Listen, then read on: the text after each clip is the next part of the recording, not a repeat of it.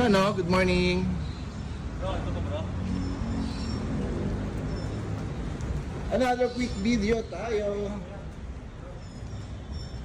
Siyempre dito pa rin sa TRD Parts.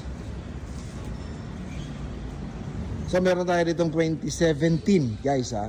This is a G variant na 4x2.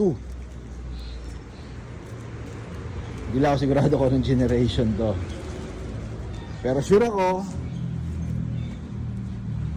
napaklas na ni Anthony na wala siyang rear aircon. So ilagakapin natin sa kanya. Yung setup naman oh. Bakit dalawa, di ba? Bakit dalawa to? May waiting tayo sa labas.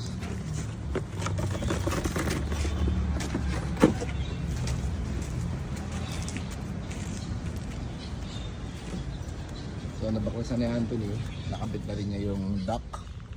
Yan, nice dock.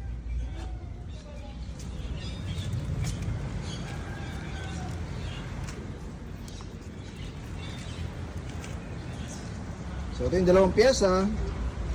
Waiting na. Part number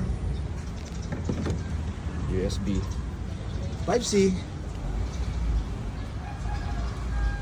Then itong dock naman ay kabit na ni Anthony isa sa loob. Yung part number ating made in Thailand. Then meron tayo itong customized na connector. Okay.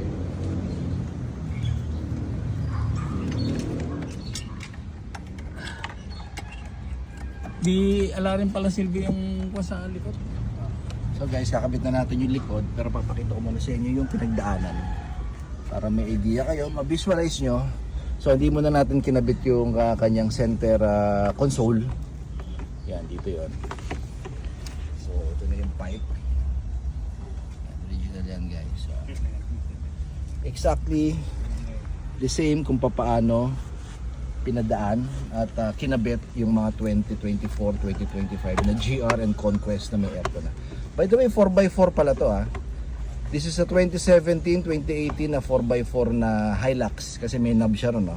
Kita natin. So alam natin na 4x4 to. Matic. So yung pipe na yan dumaan dito sa ilalim. Yan yung butas. Then ito na yung vent natin. Yan yung butas sa vent paloob hanggang dito sa taas. Sige, tuloy mo. By the way, ito yung wire ng USB Type-C natin. Pakita natin mamaya.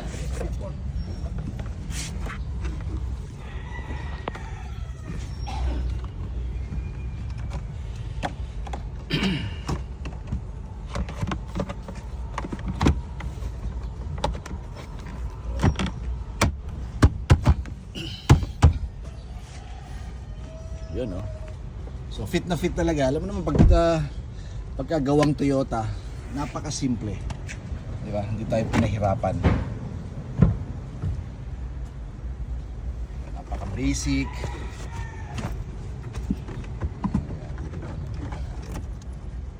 Testing na lang natin. Blue rin ba ilaw? Opo. Baka makakabiglo. So check tayo.